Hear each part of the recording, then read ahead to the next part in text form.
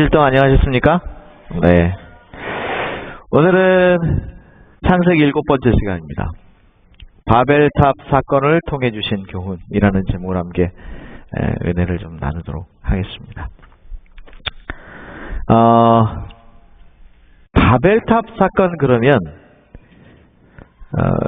기본적으로라도 성경에서 꽤 유명한 얘기이기 때문에 한두 가지는 다 이해하지 않으실까 하는 생각이 듭니다. 영어 표현에 보면 말을 더듬다라는 말이 있습니다. 말을 더듬다. 이라고 하는 말이 있는데 이 말을 더듬다라는 말이 뭐하고 비슷하냐면 바벨이라는 말하고 우연히 비슷해요. 근데 바벨탑 그러면 여러분 바벨이라는 말이 원래 히브리어로 무슨 뜻이냐면 신의 문이라는 뜻입니다. 혼잡이라고 아시는 분들도 많으시죠?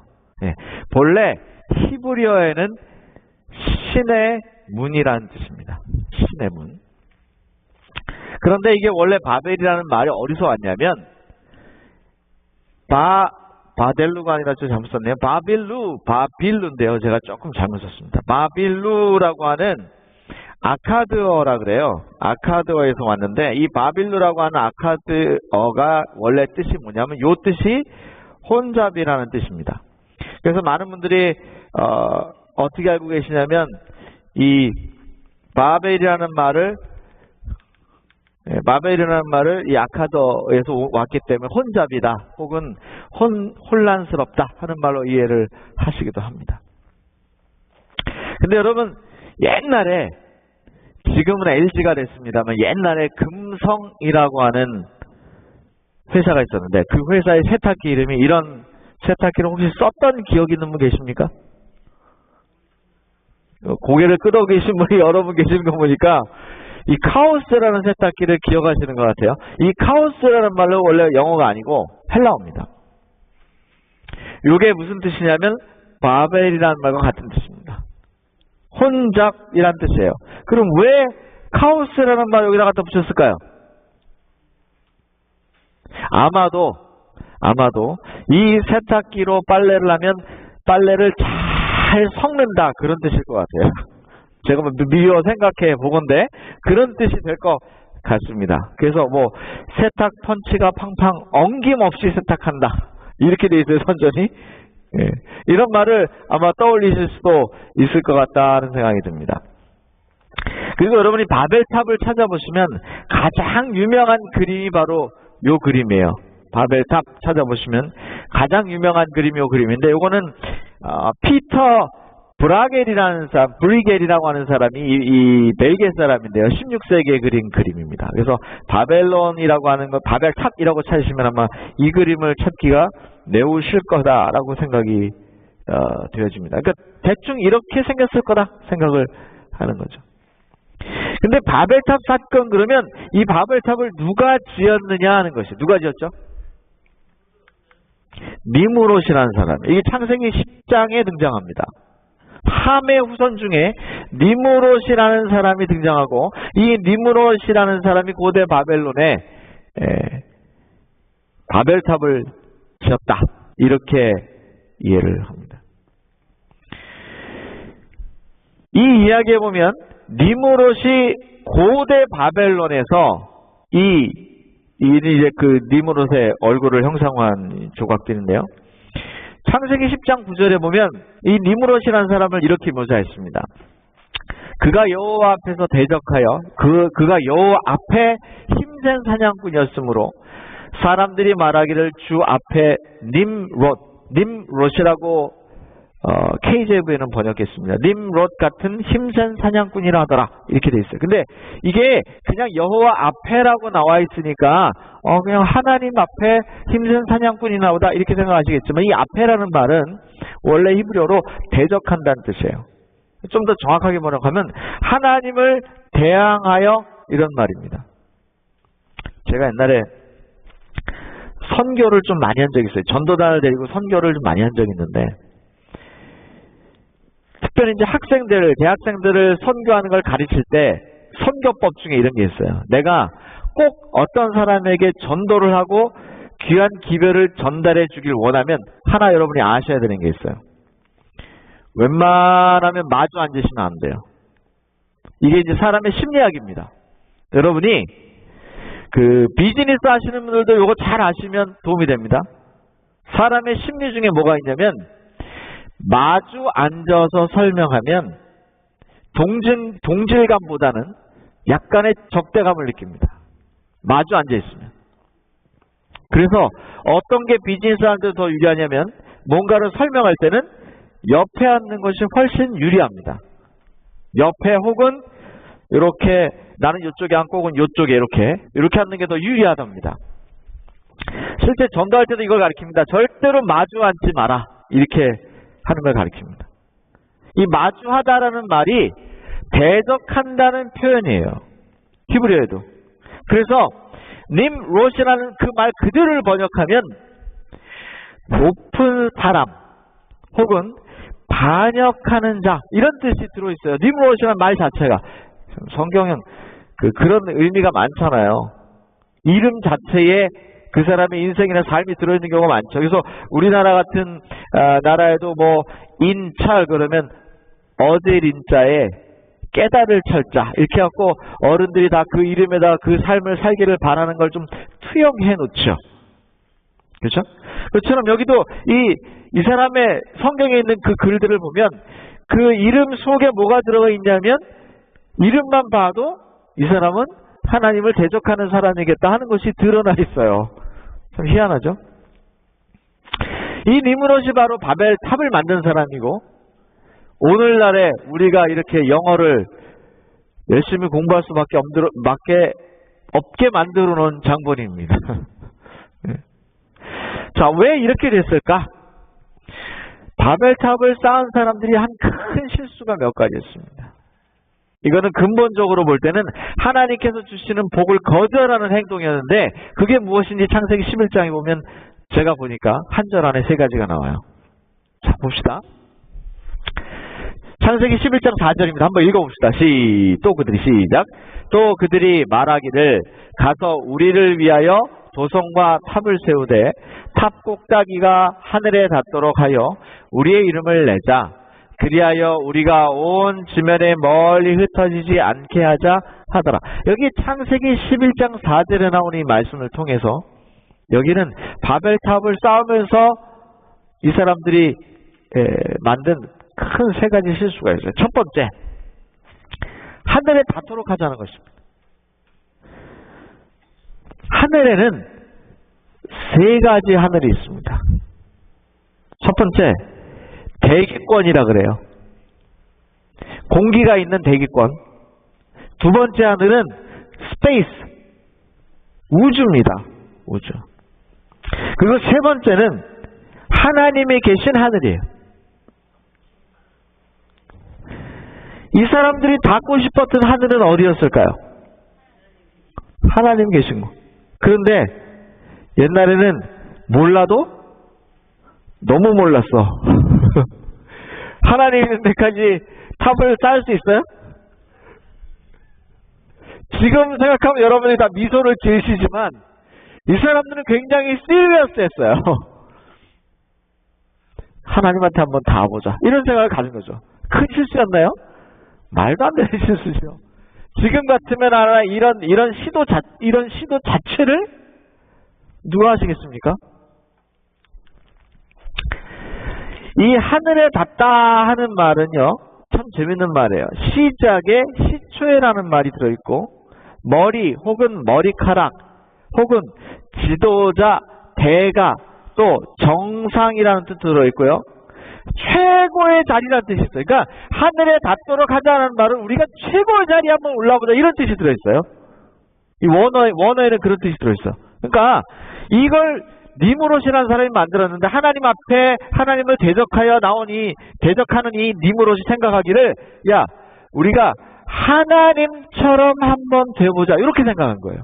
우리가 최고의 자리에 한번 올라보자. 이 탑을 쌓은 이유가 뭐라고요?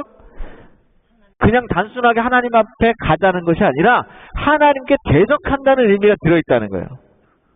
우리도 뭐가 될 수 있다. 최고가 될 수 있다. 그러니 한번 탑을 쌓아서 최고의 자리에 우리가 한번 올라오자. 궁중심리라고 들어보셨어요? 군중심리? 3인의 법칙이라고 들어보셨습니까? 제가 전에 다 얘기한 거예요. 3인의 법칙이 뭐냐면 어떤 사람이 지나가다가 횡단보도 앞에 딱 서서 혼자서 하늘을 이렇게 쳐다보고 손가락질을 해요. 그러면 사람들이 관심을 갖는가? 혼자서 그렇게 하는 거는 관심을 안 가져. 근데 조금 더 지나가다가 이제 한 명이 그런데 또 한 사람이 가면서 똑같이 하늘을 쳐다보면 손가락을 아끼면 사람들이 조금 관심 갖고 이제 휘끗휘끗 쳐다보면서 지나갑니다. 그런데 여지없이 3명만 똑같은 곳을 가리치면서 쳐다보면 거기에 아무것도 없는데 갑자기 순식간에 많은 사람들이 몰려들어서 거기 뭐가 있어? 그리고 다 쳐다봅니다. 이게 실제로 실험을 한 그 영상이 있는데 참 재밌습니다. 3인의 법칙에. 그래서 뭐든지 3명만 열심히 하면 주변에 있는 사람들이 한다는 거예요. 그 실제로요. 2명보다는 3명이 훨씬 낫습니다. 이게 인간의 심리적인 상태가 그래요. 그래서 1명도 아니고 2명도 아니고 3명만 좋다 그러면 진짜 좋은가 보다. 이렇게 됩니다. 그리고 어느 정도 지나가면 군중심리라는 것이 생겨서 우르르 가면 거기에 뭐가 있겠지 하는 생각이 들어요. 제가 가끔 이제 저 스스로를 반성하려고 생각을 하다 이런 생각을 합니다. 가끔 설교를 들어요. 다른 설교도 듣고 제가 꼭 설교를 준비하면서 꼭 하는 게 있어요. 금요일날 저녁에 꼭 하는 게 뭐냐면 다른 분들은 창세기 11장에 내가 설교하려고 이렇게 쭉 잡아놓은 걸 어떻게 해놨을까를 여러 개를 찾아봐요. 거기서 힌트를 얻을 수 있는 거는 제가 메이크업 좀 하기도 하고 어떤 거는 아 이렇게 하는구나 뭐 이렇게 이해도 하고 합니다. 그런데 제가 참 뼈저리게 느끼는 게 뭐냐면 성경을 제대로 들여다보지 않으면 야 이렇게도 설교할 수 있네. 참 제가 생각할 때 조금 건방진 생각인지 모르지만 참 편하게 설교한다. 이렇게 설교해도 사람들이 듣는구나. 그리고 그 교회를 찾아보면 몇천 명, 몇만 명이에요. 이럴 때가 많아요. 왜 그럴까? 그리고 제가 참 이렇게 들여다보면 군중심리라는 게 있어요. 한번 사람들이 어느 정도 이렇게 막 예를 들면 우리 백헤드님 코리아타운에서 한 1000명 정도 되잖아요. 그러면 아무것도 안 해도 사람들이 와요. 뭐 때문에? 군중심리. 아무것도 안 해도 와요. 군중심리. 대단한 거 없어도 온다고. 바벨탑을 한번 짓기 시작하고 사람들이 하나둘 모여들어서 모든 사람들이 바벨탑에 엉겨 붙으니까 무슨 심리가 생겼냐면 야 이렇게 하면 진짜 하늘에 닿을 수 있나 보다 생각을 하는 거죠. 여러분 우리가 성경을 자세히 들여다볼 필요가 있습니다. 우리가 이제 3월 첫째 주부터 금요일 날 다니엘서를 공부할 거예요. 좀 관심 있는 분들 좀 많이 참석해 주시면 좋겠어요.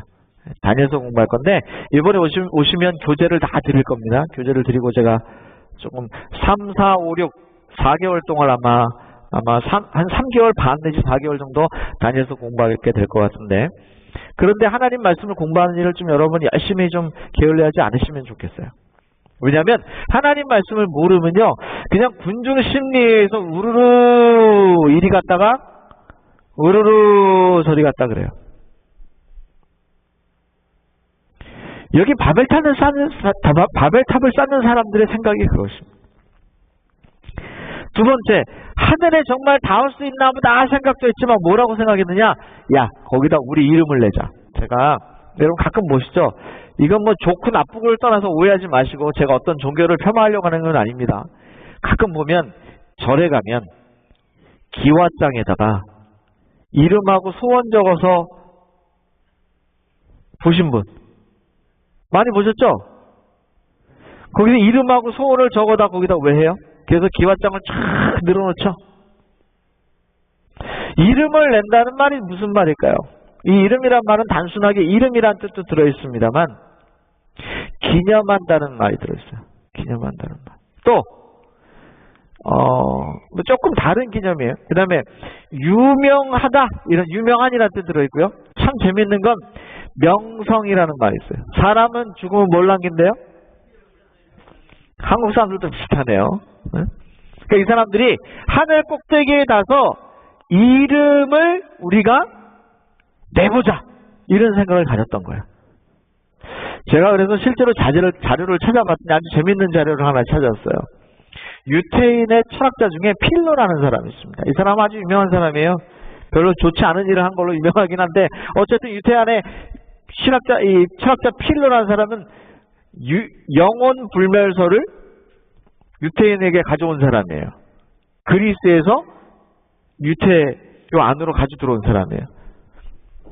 저희가 볼 때 상당히 유감스러운 사람이죠. 어쨌든 이 필로라는 사람이 이런 말을 써놨어요. 바벨탑을 쌓을 당시에 벽돌 하나하나에 자신의 이름을 새겼다고 합니다.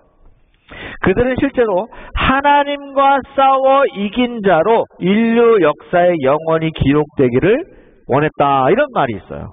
그러니까 그들이 그 벽돌을 만들잖아요. 그 바벨탑을 쌓을 때 성경에도 보면 흙을 이렇게 해가지고 벽돌을 고서 만들었다 그랬어요. 그런데 그렇게 할 때 거기다가 뭘 새겼냐면 자기 이름을 하나씩 거기다 넣었다는 거예요. 그리고 생각하기를 뭐라고 생각하느냐, 하나님과 싸워 우리가 이겼다 이거죠. 하늘에 닿아서 하나님과 뭐 식재로 싸워서 이긴 거겠어요. 이게 다 무슨 뜻일까? 제가 잠시 후에 얘기할 거예요. 왜 하늘 꼭대기에 달려고 하는지, 왜 하나님과 싸워 이긴 자로 남고 싶은지, 그래서 이름을 거기다가 써넣었는데 왜 도대체 이런 짓을 한 건지 잠시 후에 세 가지 미스테이크 이후에 제가 얘기를 하겠습니다. 이유가 있어요.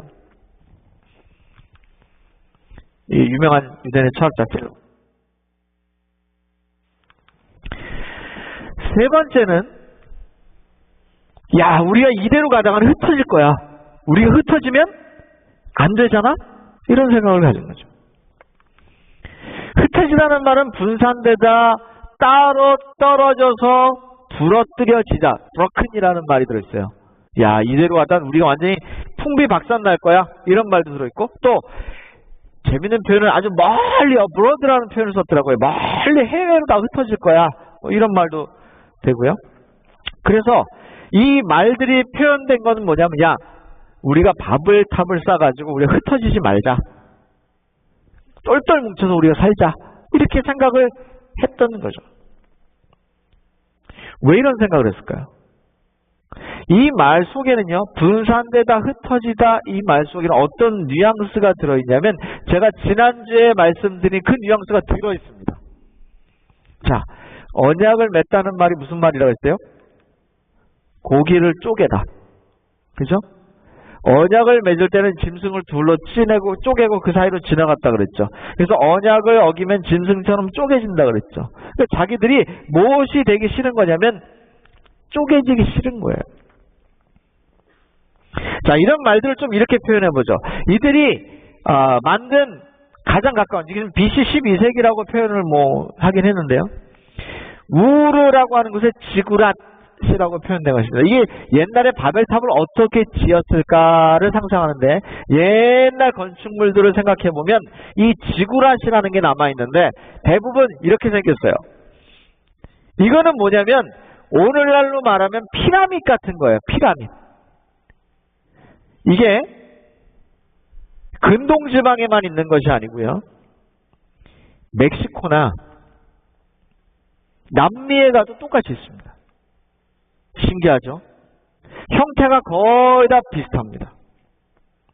어떻게 이렇게 멀리 떨어진 나라가 비슷한 형태의 지구랏을 가지고 있을까요?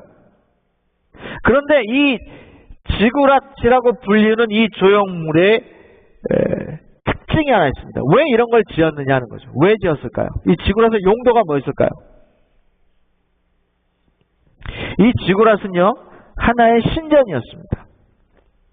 그리고 이 신전의 제일 꼭대기 부분, 이 제일 꼭대기 부분은 뭐 하는 곳이냐면 신에게 제물을 드리는 곳이었습니다. 그래서 아마도 가장 오래된 태양신을 예배했던 흔적으로 보는 경우가 많습니다. 바벨론에 관한 얘기를 좀 하자면 재미난 얘기가 많이 있긴 있습니다. 검은 옷을 입었다라고 하는 표현이라든지 성경에 그마림이라고 하는 말이 나옵니다. 바벨론의 신화에 보면 그런 얘기가 많이 나와요. 고대 바벨론 신화죠. 이런 성전을 짓고 이 성전 안에 그 사람들이 생각하는 성전입니다. 그런 성전 안에 맨 위에는 제단을 쌓도록 되어 있었고 이 지구랏 안에는 방들이 많이 있어요. 방들이. 작은 방들이 많이 들어있어요. 그래서 이 작은 방들 안에서 뭘 했는가? 오해하지 말고 들으십시오. 오해하실 수 있어서 제가 좀 걱정은 됩니다만 고대 바벨론 이야기입니다. 거기에 보면 작은 방들이 많이 있고 이것이 옛날에 EBS 방송국에서 제가 본 적이 있는데 최초의 공창제도의 시작이라 이렇게 봅니다. 공창제도가 뭔지 아세요? 아시죠? 예. 지금은 그 창녀촌이 따로 떨어져 있지 않습니까? 그 이제 경제적인 논리하고 상관이 있지만 옛날에는 이게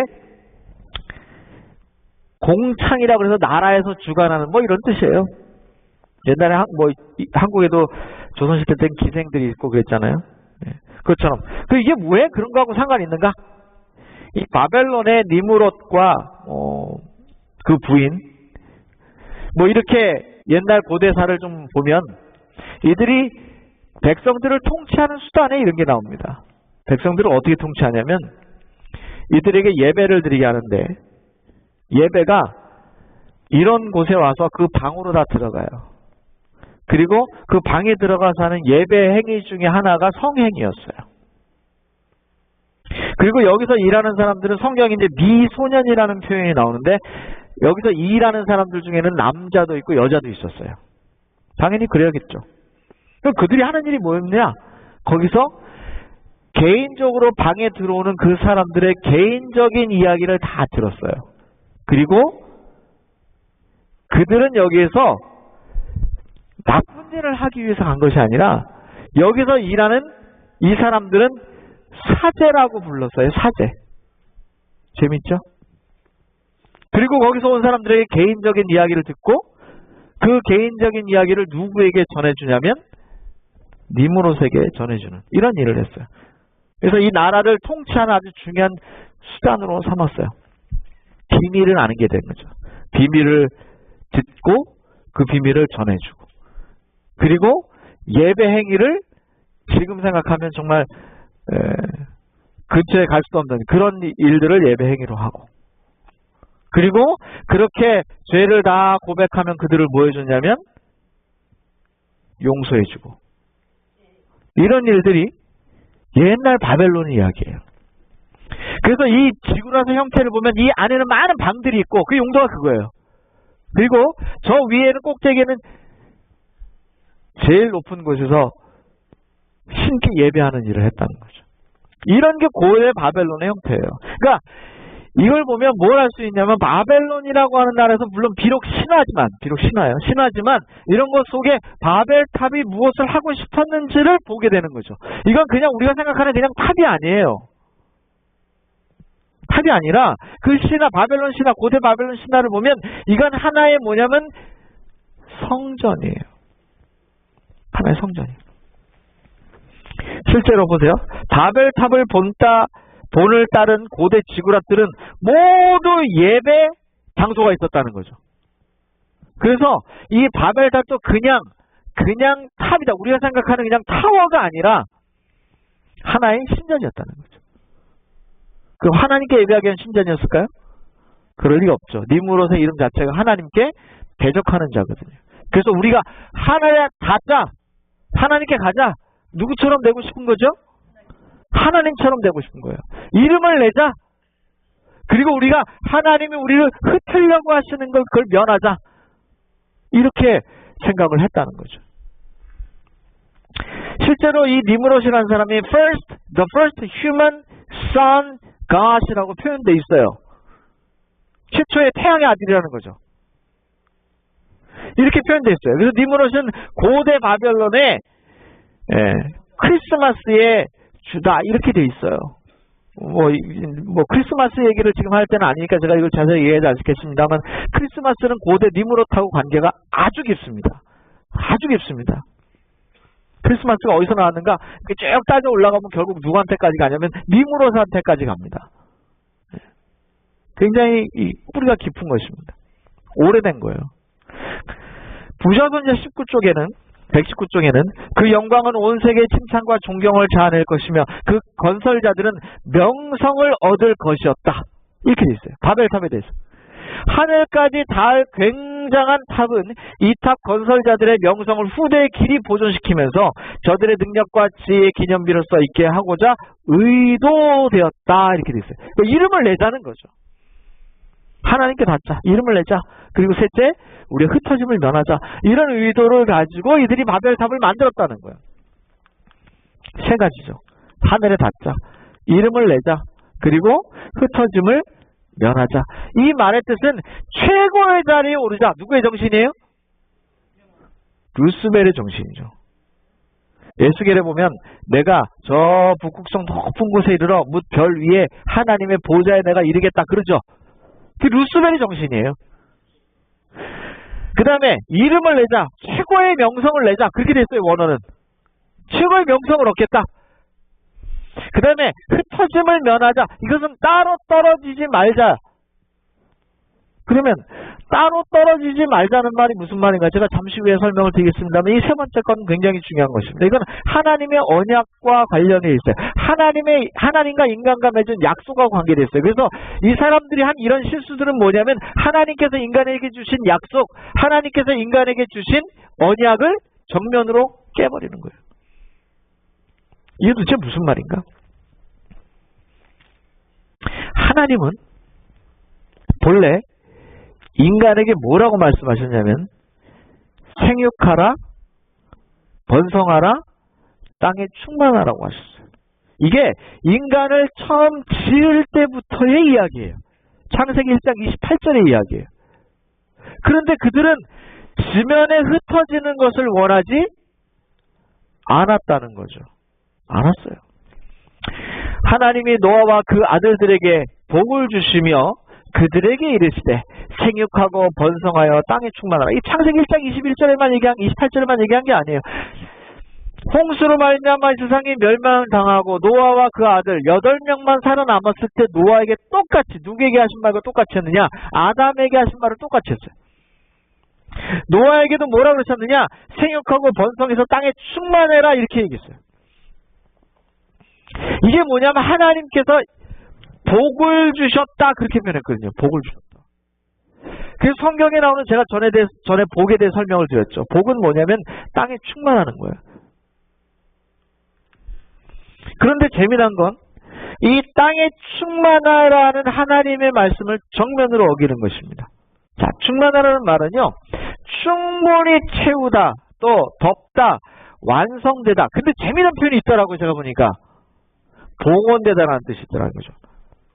그러니까 하나님께 드려지는 거예요. 그러니까 어떻게 될 때 인간이 하나님께 드려지냐면 하나님의 계획은 이 지구상에 충분히 퍼져서 번성하고 생육해서 이렇게 되면 하나님께 좀 영광이고 하나님께 이름을 돌려드리고 이렇게 하는 일이었다는 거죠.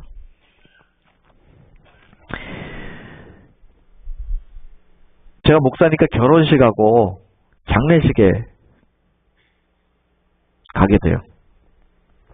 우리 여기 이제 남몽리 집사님 앉아 계신데 어머니 이르신 지 얼마 안 되셨죠? 한 얼마 달 됐죠 이제? 6개월 됐죠? 아이고 오래됐네. 벌써 슉 지나갔네 6개월이. 근데 집사님네 몇 남매시죠? 9남매. 장례식을 가봤더니 앞에 그냥 식구들이 한데 그렇게 앉아있어요. 9남매 많으시더라고요. 근데 제가 우리 제니님도 5남매신가요? 6남매신가요? 6남매. 장례식에 가보니까 가족이 많은 게 조금 좋아 보이더라고요. 결혼식하고 장례식은요 가족들이 많은 게 확실히 좋아 보여요. 요즘은 다 핵가족화돼가지고 1명, 2명 낳는 게 이 기본이긴 한데 야 이렇게 들 많으시니까 다른 사람들이 물론 이제 가기도 합니다만 가족이 많다는 게 참 든든하시겠다는 생각이 들더라고요. 네? 다 동생들이 알아서 잘 챙겨주고 제가 그런 모습 옆에 보니까 야, 가족만한 게 없구나. 그런 생각이 참 많이 들더라고요. 하나님이 원하시는 게 어쩌면 그런 건지도 몰라요. 어쩌면. 땅에 충만하기를 바라셨거든요. 그게 복이었어요. 하나님 복이라고 그랬어요. 그렇게 할 때 하나님께 드려진다. 봉헌이라는 말 하나님께 드려진다는 뜻이에요. 그게 흩어지다, 충만하다는 말의 의미입니다. 근데 그걸 싫어했어요. 즉 그들이 흩어지기 싫어했다는 말은 어떤 뜻도 되냐면 이 원어를 좀 깊이 살펴보면 그들은 하나님께 드려지기를 싫어했다는 말과 비슷해요. 성경을 찾아보니까 그렇게 되더라고요. 결국은. 하나님이 그들에게 복을 주시며 하나님이 그들에게 이르실 때 분명히 복을 주셨다고 얘기하셨단 말이죠. 땅에 충만하는 것이 복이라는 사실이었다는 거죠. 여기 보세요. 하나님께서는 사람들이 온 땅이 흩어져서 땅에 충만하고 그것을 정복하도록 뭐 하셨어요? 지시하셨다고요. 그렇게 분명히 하나님은 말씀하셨음에도 불구하고 사람들은 흩어지기를 원하지 않았어요. 하나님의 애초의 계획이 무엇이었냐면 땅을 정복하고 아담에게 주어진 명령을 성취하게 하여 보세요. 홍수 후에 사람들은 스스로 온 땅이 흩어지는 것이 하나님의 계획이었다. 왜 하나님이 이렇게 하기를 바라셨냐면 이것이 하나님께 처음에 아담과 하와를 창조하실 때의 계획이었고 그것이 사람을 통하여 나누어질 복의 전체였어요. 어떻게 보면. 이게 복 중에 복이었다는 거죠. 그래서 사람들이 다 흩어져가지고 그들이 하나님께 봉헌되기를 바라는 것이 하나님의 원래의 계획이었는데 그들은 뭐하기가 싫었느냐? 니무롯을 대장으로 한 그 바벨론 사람들은 흩어짐을 면하자 거꾸로 이렇게 얘기했다는 거죠. 하나님의 계획과는 정반대로 가는 것입니다. 여러분 제가 이런 얘기를 들을 때마다 참 속이 상합니다. 어젠가 그저께인가요? 어저께인가 제가 우리 아들 데리러 가다가 라디오 방송을 잠깐 들었는데 이 얘기는 제발 그분이 좀 들었으면 좋겠어요. 들을 확률은 제가 보기엔 거의 뭐 1%, 0.1%밖에 안 되지만 그분이 좀 들었으면 좋겠어요. 어떤 분이 방송을 하시는데 안구건조증 그거 참 쉽습니다. 침을 한 번, 두 번만 맞으면 다 낫습니다. 그거를 뭘 몇천 불짜리 기계를 사가지고 그걸 합니까? 보험 되는 데 가서 두 번만 침 맞으면 그 다음에 재발하지도 않습니다.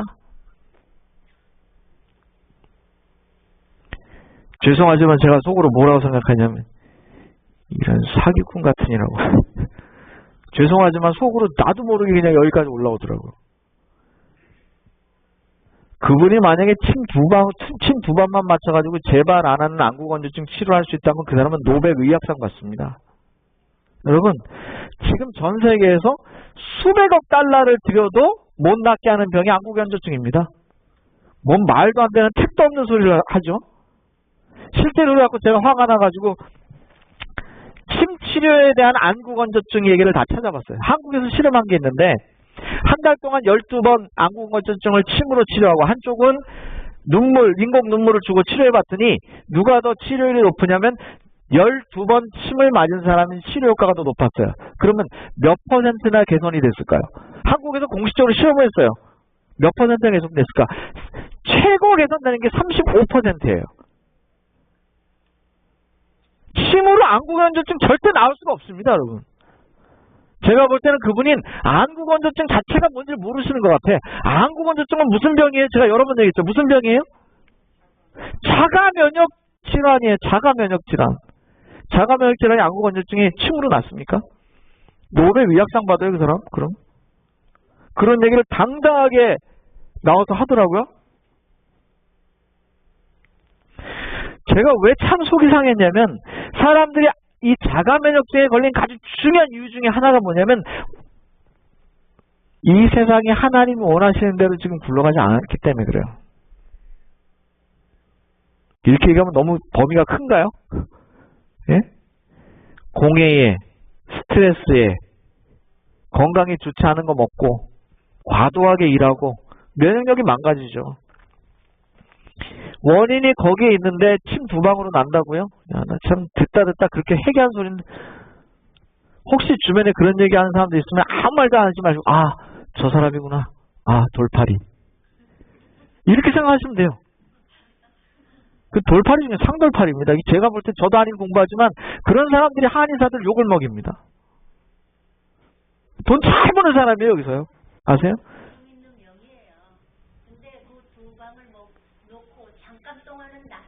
그 사람은 재발을 안 한대요. 뭐 녹음 있는 거니까 녹음 있는 거 떠서 들려주면 되겠죠. 그리고 두박에 낳는 게 어디 있습니까? 한국에서도 그 유명한 한의사들 다 모여갖고 한 달 동안 12번 실험했는데 결과는 36%. 공개적으로 딱 수치가 나와 있습니다. 이거. 과하게 여러분, 하나님의 원래 계획은 우리가 건강하게 사는 걸까요? 그럼요. 근데 이게 자꾸 무너진단 말이죠. 그런데 이것을 회복하는 방법도 그래서 어떻게 보면 하나님이 원래 우리에게 계획하신 방법대로 가는 거예요. 그게 뭐예요? 이쯤에서 딱 나와야 되는 말인데 그게 백체되네요. 그게 백체되네요.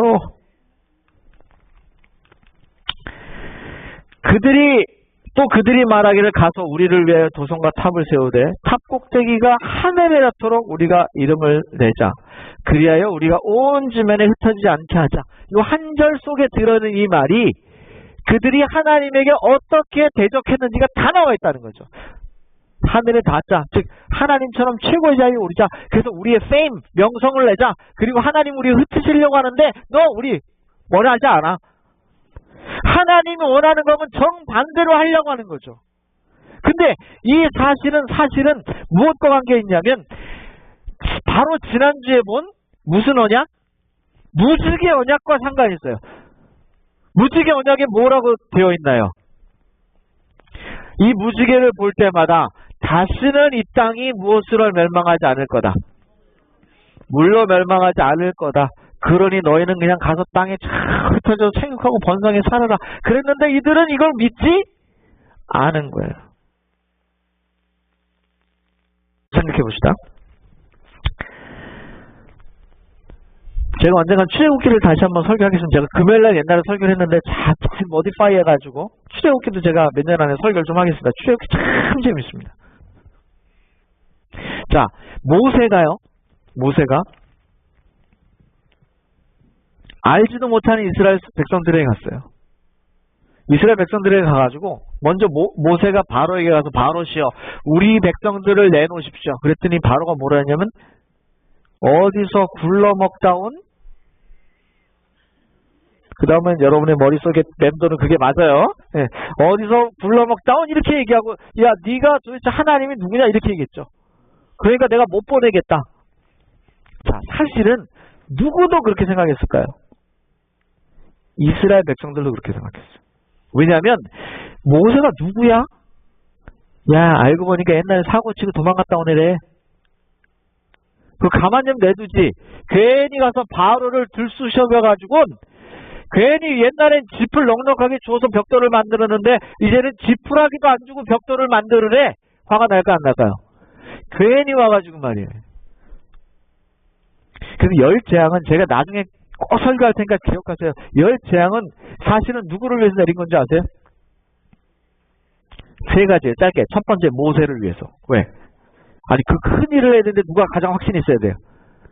모세가. 하는 사람이 확신이 없으면 되겠어요? 제가 백제대라는데 내가 확신이 없으면 되겠어요? 두 번째, 이스라엘 백성들이 확신이 있어야 돼요. 아무리 따라오라 그래도 따라올까요? 안 따라올까요? 하나님이 누구냐? 그러고 안 따라가죠. 세 번째, 누가 확실히 하나님을 알아야 되냐? 바로하고 애굽에 알아야 돼. 그래야 내보낼 거 아니에요. 이런 중요한 의미가 담겨 있어요. 제가 언젠가 이거 설교하겠습니다. 자, 결국은 여차저차해서 홍해를 가릅니다. 대단한 사건입니까? 아마 여기까지 따라올 때까지 많은 이스라엘 백성들이 헷갈렸을 거예요. 진짜 따라가는 게 맞아? 안 맞아? 근데 홍해가 갈라졌어. 야, 다 지나갔어. 그리고 애굽의 백성들이 다 물에 잠겼어. 그 출애굽기 15장에 보면 미리암을 필두로 하여 다 소고를 치면서 춤을 추면서 난리가 났어. 하나님 우리를 구원하셨구나.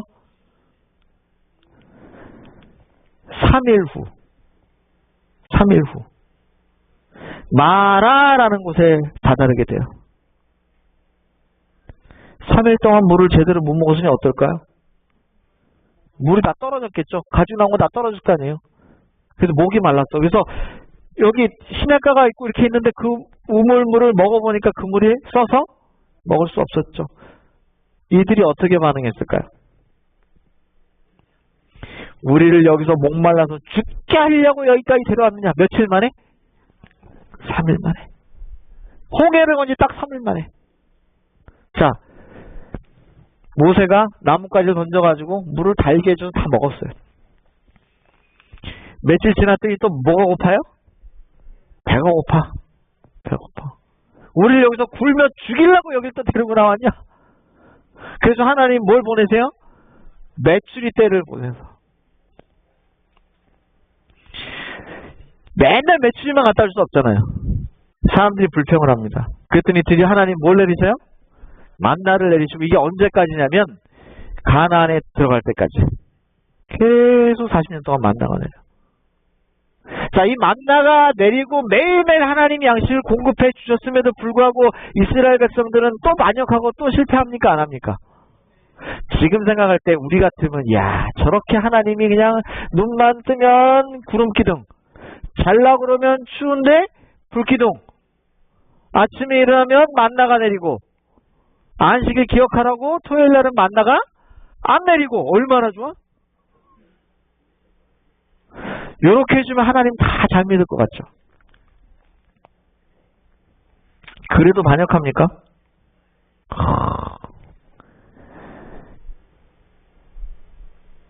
출애굽한 사람 중에 청년, 장년 중에 가나안에 들어간 사람이 누구예요? 60만 명 중에 여호수아와 갈렙, 달랑 둘이에요. 왜 사람들은 이런 일을 반복할까요? 왜? 참 희한해요. 주께서 그들을 그곳에서 온 지면에 다 멀리 흩으시니 그들이 도성짓는 것을 그쳤더라. 하나님이 도성짓는 것을 그치게 하기 위해서 만드신 방법이 있죠. 언어의 혼잡이에요.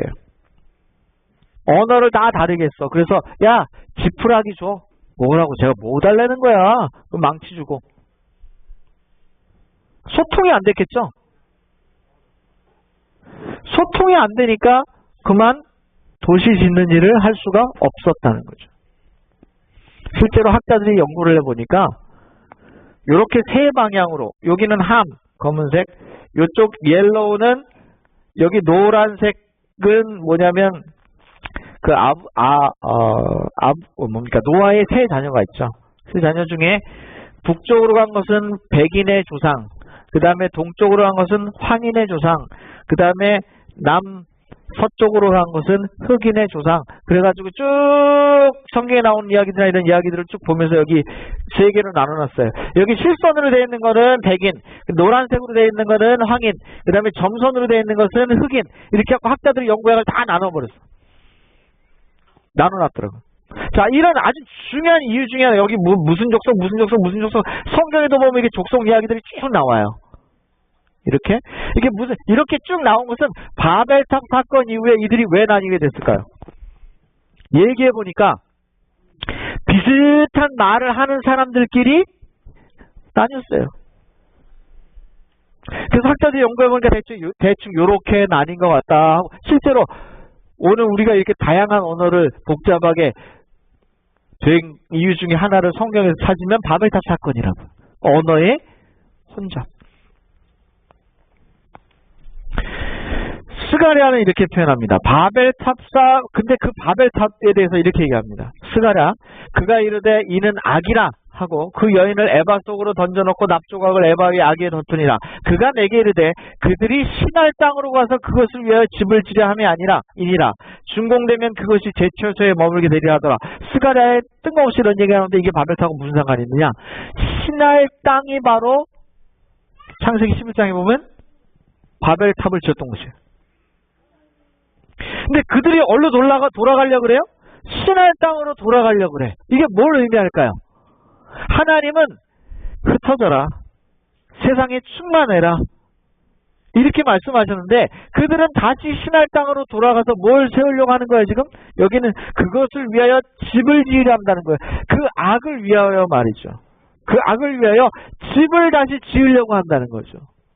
이것이 마치 바벨탑을 다시 쌓으려는 그런 시도가 있을 것임을 스가랴가 얘기했어요. 실제로 그런가?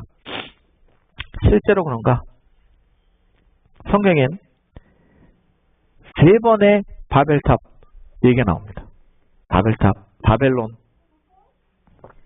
첫 번째는 우리가 지금까지 본 창세기 11장의 이야기입니다. 이것은 언어가 혼자 파괴되면서 다 흩어져 버렸어요. 두 번째 바벨론 얘기는 신바벨로니아죠.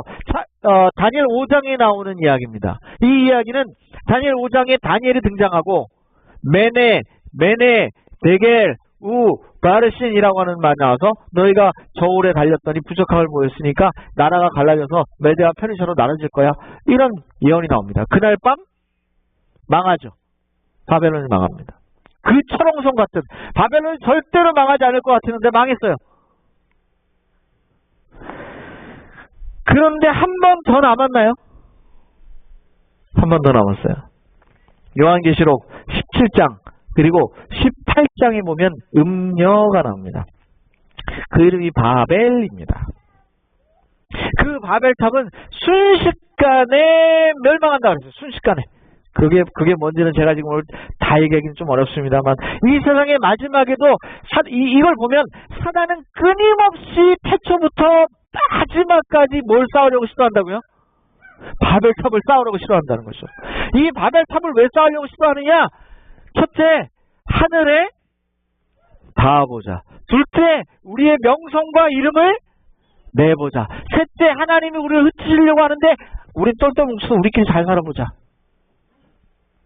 이렇게 하는 것이 창세기 11장 이야기가 마지막 시대까지도 반복된다는 말이에요. 끝까지 사단이, 여러분 성경을 잘 우리가 공부해야 되는 이유 중에 하나가 뭐냐면 성경엔 패턴이 있어요. 그리고 그 패턴, 사단이 하는 그런 일들은 예언이 되어 있고 그것이 어떻게 종결될 것까지도 예언이 되어 있어요. 반복의 심리학이라는 책이 있습니다. 아주 유명한 사람이 쓴 책인데 거기 보면 이렇게 있어요. 왜 나는 나쁜 습관을 반복하는가? 습관이 잘 고쳐져요? 안 고쳐져요? 특히 나쁜 습관이 잘 안 고쳐지죠. 여러분 왜 8시 이후에 밥을 먹으면 살이 잘 안 빠지느냐? 왜 8시 이후에 밥을 먹으면 치료가 잘 안 일어나요? 최근에도 여러분 오랜 신앙이라는 사이트 들어가고 이준환 박사 얘기 보시면 왜 8시에서 10시 이렇게 늦게 야식을 먹으면 암에 잘 걸리는가? 그분은 암에 잘 걸리게 되는 아주 중요한 이유 중에 하나에 야식을 딱 꼽았어요. 이유가 뭐냐면 그 시간에 뭘 많이 먹으면 멜라토닌이 나와야 되는 10시, 11시, 12시, 2시까지 멜라토닌이 최고인데 배에 위장에 뭐가 그렇게 차 있으면 멜라토닌이 안 나옵니다. 굉장히 적게 나와요. 그러니까 깊은 잠을 못 자요. 증거가 뭐냐? 자꾸 꿈을 꿔. 뭘 먹고 자면. 이게 뭐냐? 멜라토닌이 낮게 나온다는 증거예요. 렘 수면이라고 해서 아주 얕은 수면을 자는 거예요. 그럴 때 뭐가 안 나오냐? P53이라고 하는 유전자가 활동을 하네요. 얘가 뭐 하는 유전자냐? 휴식의 유전자예요. 휴식하면서 뭘 하느냐? 막가진 데를 고치는 유전자예요. 그런데 왜 도대체 우리가 아무리 얘기를 해도 자꾸 늦게 밥을 먹죠? 나쁜 습관이 들여버렸어. 그래서 그 나쁜 습관이 들은 사람의 뇌를 가져다가 촬영을 해보니까 뭐하고 비슷하더라? 마약 중독에 걸린 사람하고 뇌가 비슷하더라. 비슷해요. 그러니까 나는 끊고 싶어. 배를 좀 쏙 들어가게 만들고 싶어. 근데 잘 돼요, 안 돼요? 안 돼. 제가 8시를 할때 8시만 안 먹으면 되는구나. 그리고 7시에 또 되게 고기를 먹어요 또.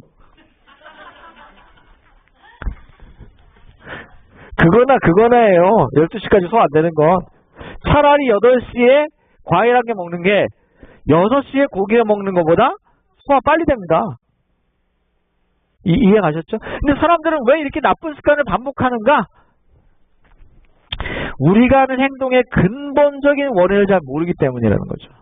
야, 내가 이게 아편이나 이 마약을 하는 거랑 똑같단 말이야, 뇌가. 그렇게 중독이 돼버려요, 뇌가. 그러니까 내가 제어를 하고 싶어도 잘 돼야 안 돼요. 나도 모르게 와서 끓이고 있어, 뭐.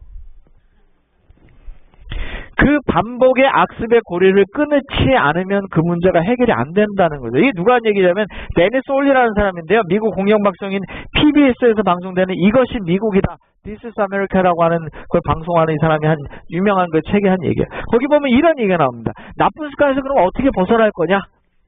8가지를 얘기했어요. 첫 번째, 마음이 보내는 신의 귀를 기울여라. 이 유명한 얘기죠. 이상호 박사님이 얘기하신 유명한 얘기예요.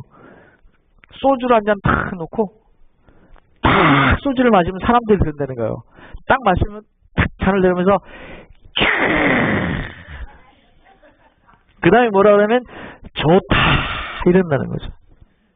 근데 이분 설명이 뭐냐면 술잔을 딱 내려놓자마자 라고 말하는 거는 내 몸의 세포가 무의식적으로 죽겠다 이런다는 거예요. 죽겠다 이거라 그러는데 그 다음에 나는 무의식적으로 뭐라 그러냐? 좋다는 거예요. 좋다 그런다는 거죠. 그게 이제 진짜 나와 가짜 나의 싸움이라는 거죠. 이 진짜 나의 소리를 들을 줄 알아야 된다는 거예요. 속에 뭐라 그래요? 나 이때 먹으면 안 되는데. 안 된다고 분명히 그랬는데. 그런 소리가 들려요 안 들려요? 근데 나도 모르게 가서 먹어요 안 먹어요? 먹죠. 소리를 들으라. 두 번째, 현재에 집중하고 또 집중해라. 생각 잘하는 거예요. 자기 자신을 존중해라. 정신적으로 대청소를 해라. 용기와 겸손을 발휘해라. 준비된 사람으로 무장을 해라. 친숙함을 멀리해라. 열정을 품고 있는 그 일을 찾아라. 다양하게 이 사람은 개인적으로 이렇게 8가지를 제안했어요. 이렇게 해서 나쁜 습관을 끊을 수 있다. 기독교적으로 말하면요. 간절히 하나님한테 기도하세요.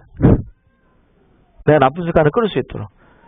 그럴 때 일어나는 첫 번째 행동이 뭐냐? 성령의 음성이 점점점 크게 들립니다. 여러분 제가 그냥 하는 말이 아니에요. 성령의 음성이 점점점 크게 들려야 내가 그 소리가 점점점 내가 귀에 크게 들려야 먹다가도 어느 순간에는 이러면 안 되지 하는 생각이 듭니다. 그래서 기도를 할 필요가 있어요 없어요? 기도하는 게 하나님 내가 정말 야식하는 걸 끊게 해주시옵소서 이런 거보다 하나님 내게 꼭 필요한 말씀이 있다면 잘 들릴 수 있게 성령님 그 성령님의 음성을 들을 수 있게 좀 해주십시오. 이런 기도를 할 필요가 좀 있어요. 이거 다 기억 안 하셔도 돼요. 바벨론 멸망 전에 하늘로부터 내 백성아 거기서 나와 그의 죄에 참여하지 말고 그의 받을 재앙을 받지 말라는 추청이 하늘로부터 주어질 거다. 우리는 창세기 11장의 멸망난 바벨론, 다니엘 5장의 멸망해버린 바벨론이 아니라 새로운 바벨론, 그게 뭔지는 다음에 봅시다. 새로운 바벨론 시대에 살고 있어요. 거기에 참여하면 그게 무너질 거예요. 창세기 11장의 바벨론이 무너졌듯이 다니엘 5장의 바벨론이 무너졌듯이 요한계시록 17장 18장에 있는 그 바벨론에 무너질 거예요. 그러니까 사람이 멸망당하는 이유는 멸망당하는 장소에 있기 때문입니다. 그래서 뭐라고 표현하냐면 거기서 나오라는 거예요. 이것이 하나님께서 우리에게 주신 약속입니다. 사람들은 하나님을 피해서 말이죠. 하나님의 언약을 믿지 않고 우리 이름을 내고 우리가 흩어져서 내가 내 주먹을 믿지 못가니까. 예? 잘 먹고 잘 살아보자. 그리고 돌 하나하나에다 자기 이름을 적어요. 그래서 결국 사람이 하려고 하는 게 뭐냐? 하나님처럼 되고 싶은 거예요. 이게 무슨 정신이에요? 루스벨의 정신이고 사단의 정신이에요. 그런데 우리가 다시 생각을 바꿔야 돼요. 예수님께서 승천하시면서 분명히 뭐라고 하시냐면 내가 다시 올 거다 그렇게 말씀하셨어요. 우리가 오늘 좀 이 말씀을 들으면서 다시 기운을 내고 내가 교만하고 때로는 내가 하나님처럼 높아지려고 하는 생각이 드는 그 시초의 시작이 시작될 때 내가 어떤 존재인지를 가르쳐주는 게 뭐냐면 예수님이 다시 온다는 얘기예요. 예수님이 다시 온다는 이 이야기 속에 우리는 내가 누군지를 분명하게 깨닫게 돼요. 내가 탑을 써가지고 하늘에 닿을 수 있는 존재예요? 아니에요. 내 이름을 내가지고 하늘 그 별 위에 높일 수 있는 존재예요? 아니에요. 그래서 우리는 하나님이 우리에게 약속하신 것을 믿고 살아야 돼. 그렇게 안 하면, 우리가 못하면 하나님이 흩으세요. 하나님이 우리를 흩으세요. 이게 언약대로 말하면 쪼개지게 될 거예요. 지난주도 말씀드렸죠. 쪼개지게 될 거라고. 언약이 깨어지니까. 그러나 그것마저도 누가 하셨어요? 예수님이 하셨다고 제가 지난주에 말씀드렸어요. 다시 한번 오늘 우리에게 이 바벨탑을 통하여 주신 귀한 교훈을 기억하시면 좋겠어요. 우리가 더 나으려고 한 것, 사람들을 밟고 올라가려고 하는 것, 더 좋아지려고 하는 것이 나를 위한 것이고, 그것이 하나님을 잊게 하도록 만든다면 다시 한번 성령의 음성에 귀를 기울이시는 한 주가 되시기를 주님의 이름으로 간절히 축원합니다. 또 다시 한번 바벨탑의 그 높은 역사를 내 집에서 내가 쌓을 만큼 내가 쌓는지 모르겠어요. 다시 한번 하나님의 약속을 의지하시고, 하나님은 우리를 흩으시는 게 아니라 하나님의 명령을 따라 우리가 생육하고 번성할 수 있는 우리가 됐으면 참 좋지 않을까. 또 한 주간을 맞이하면서 여러분이 만나는 그 누구든지 하나님의 복을 나누시는 사람이 되시고, 그렇게 해서 생육하고 번성하시는 삶이 되시기를 주님의 이름으로 간절히 축원하며 말씀을 마치겠습니다.